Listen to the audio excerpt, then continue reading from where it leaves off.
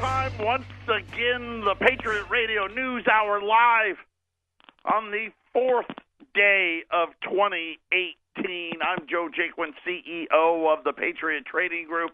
Our toll-free number, 800-951-0592. No Arctic blast or bomb cyclone here in the Valley of the Sun. The big monster storm, they always come up with these great names. The bomb cyclone, right? Yes, it's wintertime. Believe it or not, stuff like that happens. I will say this, though. The wind is what is the killer. I heard they're going to have winds of like 50-plus miles an hour. So, it's like 0 degrees and a wind of 50. It stinks. The East Coast getting hammered. It is drop dead. I wore pants one time to work so far this quote-unquote winter here in Arizona. I've got the shorts on. The sun is out. It's absolutely fantastic here. So if you're frozen to a water pipe somewhere else, this is when we brag. This is when it's great to live here in the Valley of the Sun. 800-951-0592. We don't have I don't know if you saw there's an earthquake in San Francisco. I read that Mount St. Helens is starting to rumble again. We don't have any of that stuff here. Arizona is one of those few states where we really, I guess we get the monsoons, and it is the desert, so most of our, I shouldn't say most, but we've got plenty of roads that act like a river when it does decide to rain, which isn't very often, but we don't really have like hurricanes and tornado. I guess we get a haboob. Again, these names that they come up with every once in a while, but we just don't get a lot of the weather stuff. And as far as I know, we really don't get earthquakes. We're not on any of these faults or anything else, and maybe a rare one here or there. But, so come to Arizona along with everybody else. I mean, why not? Everybody, it seems like, is moving here or Texas or Colorado, and everybody's bailing out of Illinois and the Midwest and the East Coast now, getting hammered. Drop dead gorgeous here. We've got another rally in gold and silver again today. Listen, I'm telling you need to start paying attention. It's sending a message, sending it loud and clear as to what's really happening. I don't know if you saw crude oil. That was like $62 a barrel. The dollar down again today. The Dow's at 25,000. That's all well and good. But the Dow cycle, at least in my opinion, this is probably we're probably at the end of the cycle here as the debt's piling up, inflationary pressures now. Whether it's going to be your gas price, the things that we need, and I say we, the consumer needs to live on, getting more and more expensive. 18 states raised the minimum wage. Of course, it's just not enough. The jobs numbers were out today. We had 250,000 jobs. This was an ADP report. That's normally out yesterday because of the holiday. It came out today.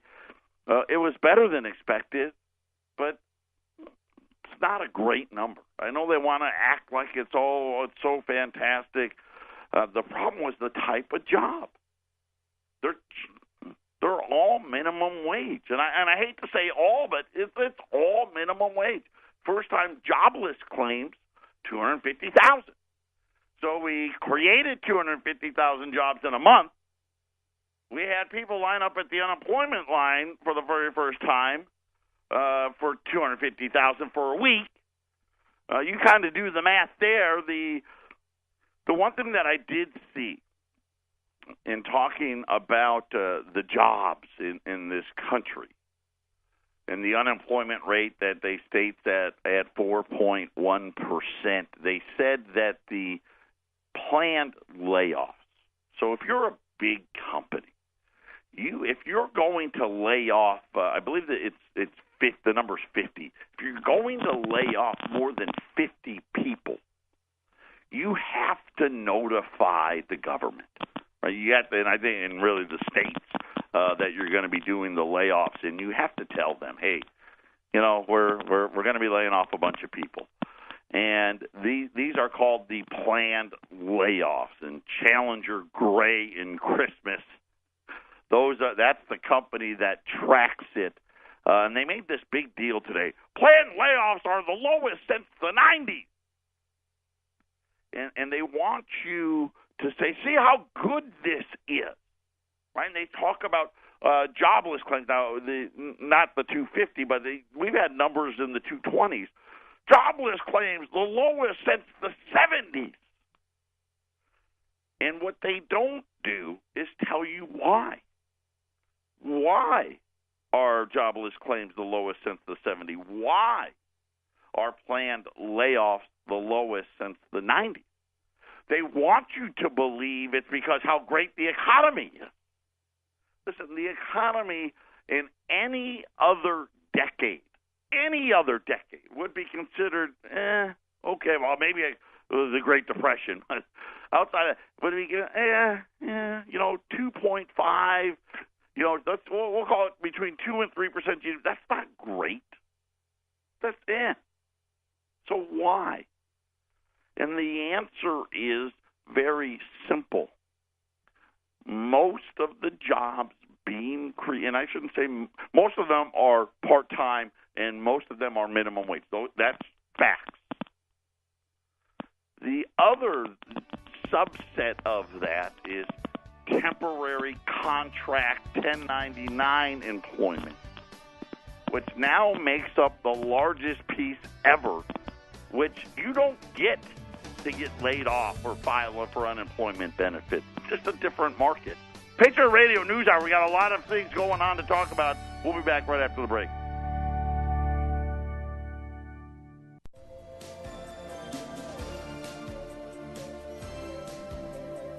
(800-951-0592). That is our toll-free number. We were just talking a little bit about jobs, and it always amazes me. Here we are in this, great information age. Everything's so easy to get now. And of course, I always say things like, I don't know why the government's always the last to change. Right? We could get rid of so many reports that are estimates and replace them with actual factual data, but they don't, because the problem is they want to massage what the real data is. And they seasonally adjust it because, let's face it, it's just too complicated for us to deal with reality. We don't want to deal with reality. What we want you to do is deal with the reality that we want you to believe. And by and large, they do a very, very good job. Most people, well, let's face it, when you are in the car, or the people that still listen to the radio, which seemingly is less and less people, what channels do they got on? Most of them are they got the music on, or they got sports radio on, or they've got with satellite now, they're whether they're the Fox guys or the CNN guys. I mean, that's what they're listening, and they think they're getting news. They're not. You turn on the billionaire stock channel. You think that's news? It's not news. It's all spin, and it's all made up stuff to make you believe that things are better than what they are. And that's the funny thing. They don't seasonally adjust to make things worse. All the adjustments are trying to, let's make it so it's a little better. And they say, we're trying to smooth out the data. Well, what data are you smoothing? Right? And so today's jobless claims, I just wanted to bring it because Drudge has this big number, and I love Drudge, but they're part of the issue lately because they don't tell you why. And it's important to know why. And the answer is because companies figured out, and through their friends in Congress, they were able to, tweak laws that allow for all of this contract work where you don't get benefits, right? They don't have to pay your payroll taxes. They don't have to pay unemployment taxes. By the way, I just got a letter yesterday, from the government. They're increasing that again. I didn't even hear about it. It's only 0.05%, though, so, who cares? I care. But they never tell you why. And the answer really is because you are you, me, us, all of us, we're more vulnerable than ever. Now the company doesn't have to lay off. They just don't give you work. You're a contractor. You're 1099. You're a temporary guy. And we don't have to file layoff notices. We don't have to, right? It saves them a bunch of money. And they call it, prosperity and all of that stuff. It's absolute nonsense. Just kind of like the unemployment numbers nonsense. The ADP number that came out today, no fact on that. They call people up. Hey, you hiring today? Oh, okay, we'll put you down. Well, no, we're not hiring today, but we're gonna. All right, well, I'll put you down. I'm just reading the headline here. Crude stocks fell by 7.4 million barrels. So we'll have to keep a price on crude oil. That number, another number that was supposed to come out yesterday, but because of the holiday coming out today, they said stockpiles of crude fell by 7.4 million. Oh, but then inventories of gasoline up 4.8 and distillates up almost 9 million barrels. So maybe we'll get, you do a little math. That means there's, with oil, diesel, and gasoline, we got more this week than we had last week, but we'll have to see how that translates into the actual price of oil today, which was over $62. We did have some retail sales numbers out. I just remember, and I didn't talk about it because I thought it was kind of BS, but early in the holiday selling season, there's articles out, Macy's is killing it. They're going to hire a bunch more people. They're so busy. Macy's came out today and said the Christmas holiday season, I guess the 9 weeks, I guess that's what they're calling it, sales were up 1% only at Macy's, missing pretty substantially. And thinking about, Macy's closed, I don't even know, closed close to 100 stores. They said they announced today already 19 more store closings on top of, I guess they had 30-some other closings that they were still working on. They added 19 more to that one. L Brands, which is your Victoria's Secrets, same exact story. Sales were up 1%, again, below forecast. The one bright spot, J.C. Penney's, said sales were up 3.4%, but they closed and these are same-store sales. So when you actually look at least in the case of Macy's and Penney's, they actually sold less stuff this year than last year. They just have less stores. Penney's did a better job of closing them, apparently. They were up 3.4, but the funny thing is they must have given away a lot of stuff because their actual earnings per share and what they were going to make or lose or whatever did not change on the news. The Dow was up 150 points as the dollar is falling. Again, we actually have this same thing. We've been in this cycle now since the Fed rate hike. By the way, the dollar's at 91.85. 91.85. So we're closing in right there, pretty close to what the lows were last year. And like I said yesterday, expect to see the dollar in the 80s in 2018, and really over the next 10 years, we're going to see new all-time lows on the dollar. I have an update on the Chinese.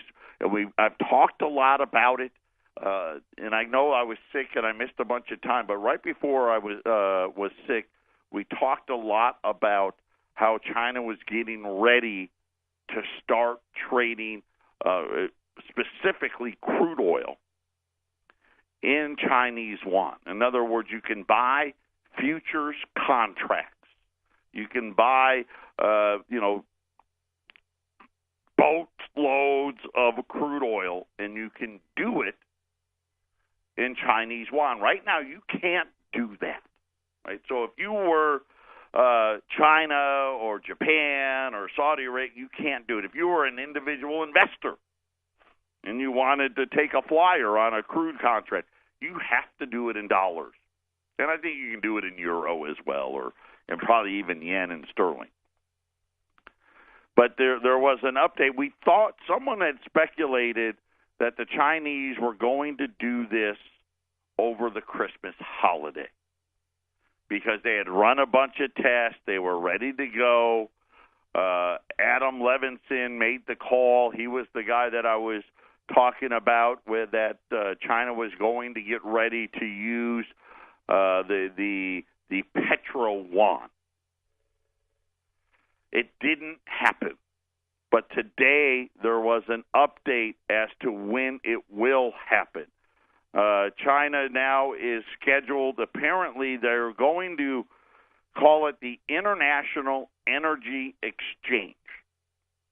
A unit of the futures exchange will be known as the acronym INE. So they've got a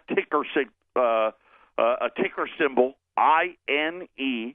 It will allow Chinese buyers to lock in oil prices and pay in the local currency. Foreign traders will be allowed to invest. That is a first for any Chinese commodities market. The exchange is now registered in the Shanghai Free Trade Zone. The implication for the dollar, according to Bloomberg's, this was out of Bloomberg, the U.S. dollar's well-established role as the global currency of the oil market is now under pressure. When will the trading begin? According to the Shanghai-based news, and I'm not even going to try to pronounce the news organization, cited an unidentified person from the futures company that trading is expected to start January the 18th. So this is a twofold thing. Number one, they didn't even try, a lot of people, and I included, we're going to wait for America to be distracted, and we don't want to make a big deal about it. We'll do it when no one's paying attention. No. The Chinese said, we're not operating that way. We're going to do it in plain sight. We're going to set a date, and everybody's going to be there. Multiple rounds of testing had been already carried out. We talked about that before Christmas. And it says that the listing requirements have been met. The State Council, which is the Chinese cabinet, was said to have given its approval in December. One of the final regulatory hurdles was for that approval, which they have now gotten. The push for oil futures really gained speed when China surpassed the United States as the world's largest crude importer. By the way, I thought that was 2016. I guess it was officially last year. Futures trading will wrest control over pricing from the main international benchmarks, which are based in dollars. So I guess maybe I was wrong. Maybe it was only dollars. Denominating oil contracts in yuan would promote the use of the Chinese currency in global trade. Right? And remember yesterday, we kind of broke down how the currency reserves are being held for all of these countries.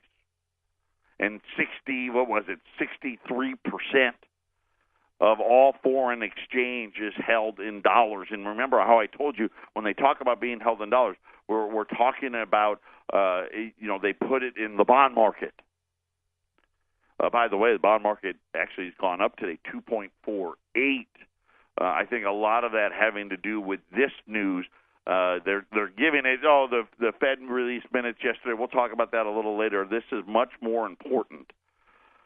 And it said that China would benefit from having a benchmark that reflects the grades of oil that are most commonly consumed by its local refineries, which can differ from Western contracts. And we talk about there's, I guess, what they call sour crude and heavy crude and light crude. The futures contracts will fix price for delivery at a later date, right? And that's what they do. So China knows, hey, in December of 2018, we're going to need 10 million barrels, and I don't know the number, but 10 million barrels of crude oil a day. And we're going to lock that price in now, right? Because let's face it, when you're doing a lot of planning and you want to know what the fixed cost is going to be. And so they can use, like, whether it's 61 or 62 or 65 or $68 a barrel, they can lock that price in. And then get delivery in December. So they can do it today for December. And speculators obviously do it they're placing bets, which is different. But in 2017, oil futures contracts in New York and London outstripped physical trading by a factor of 23. Right, so you had 23 times more people just doing it to try to make money versus people that actually needed to buy the oil. One of the reasons why the Chinese want to get involved, to try to guarantee, structure the price. Patriot Radio News Hour. We'll be back after the break. This is the Phyllis Schlafly Report, presenting a daily conservative pro-family perspective since 1983 and continuing the legacy of Phyllis Schlafly. Now, from the Phyllis Schlafly Center Studios, here's Ryan Haidt. On the first day of Thanksgiving week last November, U.S. Border Patrol agent Rogelio Martinez was killed and a second agent was seriously injured as they patrolled a lonely stretch of Interstate 10 in West Texas near the Mexican border. The agent's injuries were apparently caused by grapefruit-sized rocks thrown by men who had illegally crossed the border in an area where, as the New York Times reports, drug and human trafficking are common. U.S. Border Patrol has tallied over 700 assaults on border officers in the last fiscal year, and 38 agents have been killed in the line of duty since 2003. You'd think the dangerous assaults on federal agents would have given pause to the federal judge in San Francisco who was considering a lawsuit challenging President Trump's crackdown on sanctuary cities. But no. Judge William Orrick went right ahead on in November with his 28-page order declaring a nationwide permanent injunction against the president's effort to punish sanctuary cities with the loss of federal funds. Judge Orrick was named to the federal bench in 2013 after he bundled at least $200,000 for Obama and donated another $30,000 to groups supporting him. As U.S. Attorney General Jeff Sessions said in his November address to the Federalist Society, an increasing number of district courts are taking the dramatic step of issuing nationwide injunctions that block the entire U.S. government from enforcing a statute nationwide. In effect, single judges are making themselves super legislators for the entire United States. The Supreme Court has consistently and repeatedly made clear that courts should limit relief to the parties before them, General Sessions continued. So if lower courts continue to ignore that precedent, then the Supreme Court should send that message again. And send a message the High Court did. In early December, a strong majority of justices sent an opinion to lower courts that effectively allowed President Trump's third revision of the temporary travel ban to go into full effect. The Supreme Court clearly expressed that the administration will prevail on the merits of this dispute. This was welcome news in the fight for an America First immigration policy. This has been the Phyllis Schlafly Report from Phyllis Schlafly Eagles. Illegal immigration burdens our schools and social services and opens doors to criminals and terrorists. Outdated visa programs divert jobs from Americans. PhyllisSchlafly.com chronicles these outrageous unfair practices and provides answers. Go online to PhyllisSchlafly.com. Thanks for listening, and join us next time for the Phyllis Schlafly Report.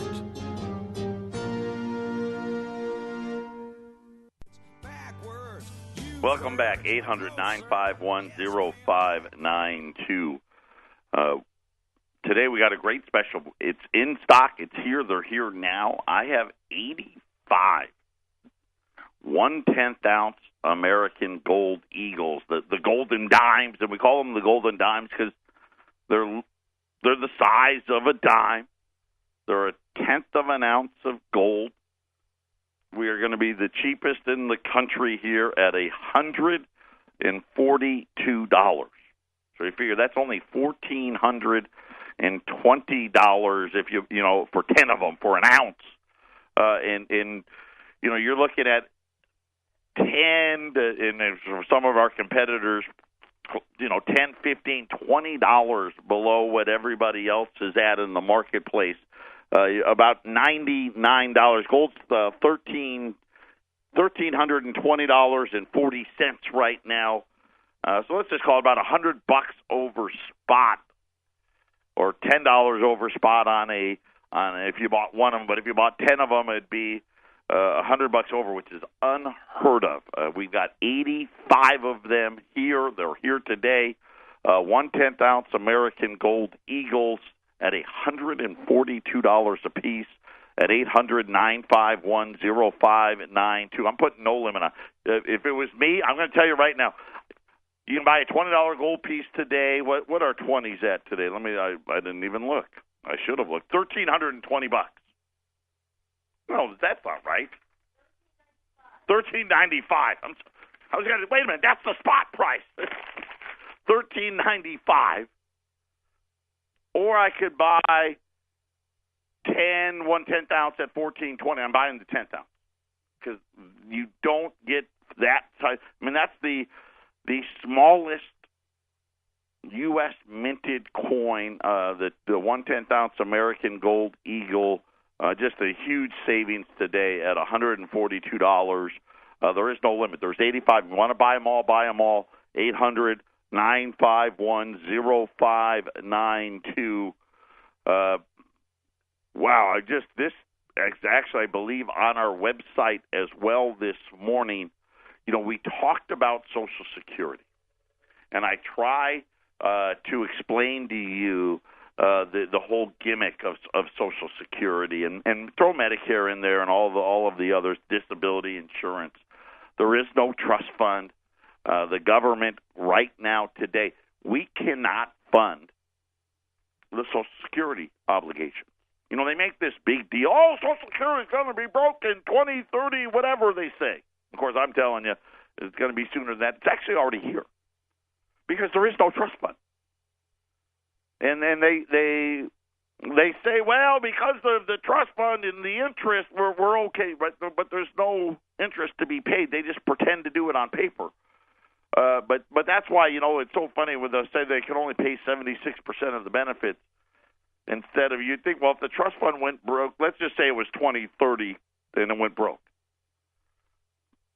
Well, wouldn't it start with, hey, we only can pay like 99% of the benefits, but it's all the way down to 76 because it's already broke now. We don't collect enough now to pay for it. And someone is actually trying to come up with a solution. It's a terrible one, but I want to share it with you. Two of the biggest long-term financial problems facing the United States: Social Security funding and the growing level of student loan debt, right, which is now the second largest debt behind a mortgage. One Republican congressman has introduced legislation that can help tackle both problems. And I was like, wow, I can't wait to see what he says. And here's the solution. By allowing future retirees to trade some of their Social Security benefits for student loan forgiveness.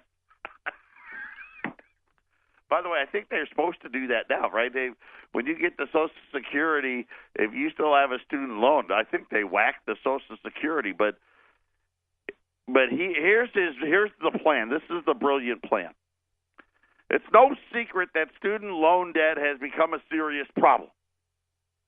45 million Americans, 1.4 trillion, probably 1.5 trillion now in student loan debt. Think about 45 million Americans. And more than credit card, more than auto loan, more than anything but a mortgage. Representative Tom Garrett, he's from Virginia, introduced legislation known as the Student Security Act, which would allow student loan borrowers to make an interesting choice. It would give the borrowers the option to have some of their student loan debt forgiven in exchange for a higher Social Security full retirement age. Which, really, you think about it, maybe it's not that crazy. You can work till you're 80. You'll be fine. Garrett, who is a student loan borrower himself, is introducing the solution to the student debt problem that could also help Social Security with its shortfall. Here's how it would work. For every month a borrower agrees to raise his or her Social Security full retirement age, they would receive $550 in student loan forgiveness. Now, here's the one thing that I want all of you to know. That is simply the taxpayer paying for the debt, because the forgiveness of the loan doesn't. You're not actually paying it, and the government, the taxpayer, is the one that loans the money. In case you don't know that now, the government took over the student loan business. That's our money. The plan would set a maximum amount of loan forgiveness. This tells you how bad the problem is really going to get. Of $40,150. Yeah, that's just take and I'm thinking about my oldest. My oldest 18. He's getting ready to go to college, and all of his buddies and him and all the other kids his age, they're gonna. If the maximum's 40, that probably means the vast majority of Americans are going to be carrying at least 40.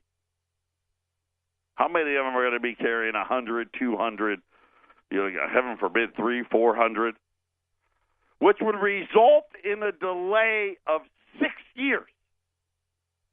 How old would that be? Okay, so the full retirement age, I just had to keep reading, is set at 67. So if you just wait till you're 73, it says, according to the bill's text, it would say that you know what, there's the music. I'm going to finish this, but when we return, take the time, pick up those 10th ounce at $142. We'll be back right after the break. 800-951-0592. You guys just aren't paying attention. I still got 75. I had one person call, got 10 of the 1/10 ounce. Are you kidding me? You got to wake up. I know it's hard. Pull your head out of your clavin and see what's really going on. Time to wake up now. 1/10 ounce American Gold Eagles at $142 at 800-951-0592. There's 75 of them remaining. They're here. Also, by the way, today we're going to be shipping everybody that we didn't get out before the Christmas holiday going out today. So if you had Saints, if you had the Proofs, a couple people had some Indians, some $5 libs, all that stuff's going out today as well. But we got 75 1/10 ounce American Gold Eagles left, and 3 lines still open. 800-951-0592. Just another thing to really think about. Here's this plan. Hey, let's have you not pay off your debt, but then we'll push back your retirement. Here's how it's going to work. So for every year that you push back, and you can push it back. Now, granted, this is just a proposal. You could push it back 6 years. How the bill would work was right now you can early retire at 62, and you don't get the full benefit, or you could partial retire or fully retire at 67. If you took if this became law, you could pay $40,000 of your student loan by not paying, but by deferring Social Security. You wouldn't be able to get Social Security to your 73, and then it would also move up the early retirement age. So the early retirement instead of 62 would jump to 68. And again, I know they try to act like, well, if we just change the age and that's all nonsense. I mean, it'll help a little bit. But this is how big the problem is, and I point this out because I want you to use your head for a minute. Just for a second. They already know the vast majority of kids that are in high school or starting college today are going to have a minimum of $40,000 of student loan debt. Right now, the number's in the 20s. Now it's going to be 40, which means over half the people are going to have more than that. And now the great plan is, I know, let's not let them get their Social Security money. Here's the funny thing. Why are all of these people retiring early? Most of them is because, I lost my job. And now I need to what? I need some money. And all of the delay and the extending of the present, here's the facts. You want to deal with the facts. Social Security is broke right now. We don't collect enough money to pay what we spend. We take in less than we put out, and 10,000 people a day are retiring. And this is really, when you think about it, the best decade ever for the federal government when it comes to Social Security. And what I mean by that is, what did we have? 4 years where there was no rate increase? I think in the last 10 years, I don't know if we've even hit 2% as a COLA adjustment. And of course, they changed the way they calculated inflation, so everybody that's on a fixed income will tell you that every year they become a little more poor and a little more poor and a little more poor. And they try to act like all of this is miraculously going to be just wonderful. We're going to add $1 trillion a year into the debt. And that's this year. It'll be close. I don't know if we'll get there. Now, we'll have to wait and see if we get the infrastructure thing that I think we're going to get. We'll get there this year, and that's not including student loan debt, right? They don't include that in the quote unquote good number. And now one of the senators. I mean, it's already probably $1.5 trillion in the next 10 years. It's going to be 3, 4, 5. That used to be the size of the national debt. We went from 1776 to 1981 before we got $1 trillion in federal debt. We've got $1.5 trillion in student loan debt in what? I mean, when did student loan debt really even start? The 80s? And I always love it when Ben Bernanke, he was, such a great guy. I mean, he wrote a great book. It's a wonker of a book. It's one of the worst reads. If you're having trouble sleeping at night, get Ben Bernanke's book, The Courage to Act, and how he, saved everybody and told his heartfelt story about how, he's relatable because he had a summer job working as a waiter at a Mexican restaurant. Now we got people walking around with degrees from Harvard that don't have a summer job. That is their job.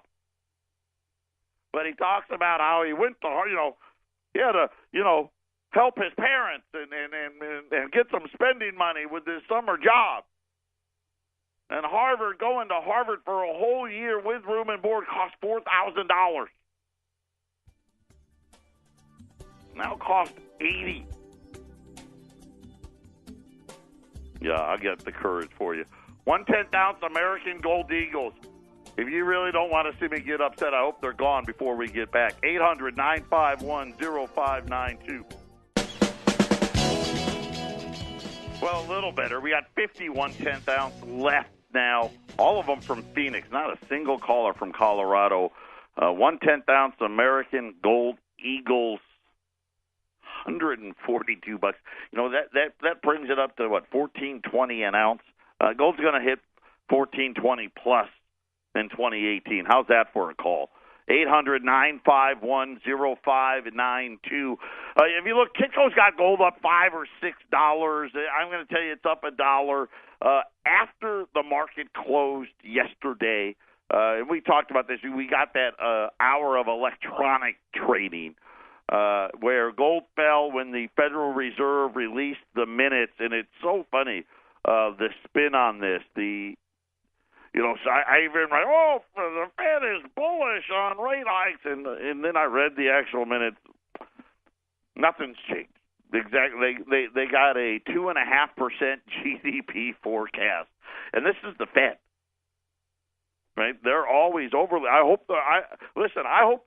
that they're actually wrong because they're too pessimistic, because 2.5% GDP is not setting the world on fire, especially when you think about the giveaway we just gave corporate America. By the way, who was it? I forget. One of the companies that was doing with the tax cuts, we're going to give everybody bonuses and this and that, today announced that they're laying off thousands of workers. The union is suing them. It's on our website, so I just thought it was hilarious. I'll find it here. Give me a second. I didn't know I was going to go there. It's live radio. You never know what I'm going to say. Oh, it's AT&T. Yeah, AT&T is being sued by the workers' union to try to stop the institution from what it's calling a massive layoff of thousands of employees. But nonetheless, this is what you're going to get. We already know. We're going to get stock buybacks. We're going to get mergers. We're going to get firings. But we're probably not going to really see anybody do any real actual hiring because, let's face it, the climate's not as good. Interest rates are higher now. Listen, for 9-10 years, they had rates at 0. They wanted to borrow money because let's face it, you borrow the money to build plants and factories. You don't spend it. You borrow it. They would have done it already. Well, I mean, that's just, I don't know, my common sense spin on things, but what do I know? AT&T apparently, they're going to give you the $1,000 bonus and then I guess give you a pink slip behind it. But that article is towards the bottom of our website. But as I was saying, the Fed released its minutes yesterday. Gold went all the way down to $1,307, and then now it's been rallying all the way getting back to, just $1,320 this morning. As when you really look at what's really happening, we've got $1 falling again, right? We're at 91 and change. People worried now about the inflation, but not wage inflation. They're worried about just look at crude oil. You look at copper. You start looking at some of these other commodities, and the squeeze is on. And then you look at the Federal Reserve, and most people are sitting there and they want to wait to see the inflation and whether they're going to hike 2 times or 3 times. Really, they want to get to 2%. I think they're going to do 3 hikes, and I think the dollar is going to fall all the way along with it, and we're going to see the highest gold price we've seen in several years here in 2018. 800-951-0592. Finish up on these 1/10 ounce American Gold Eagles, $142. They are live. They are in stock.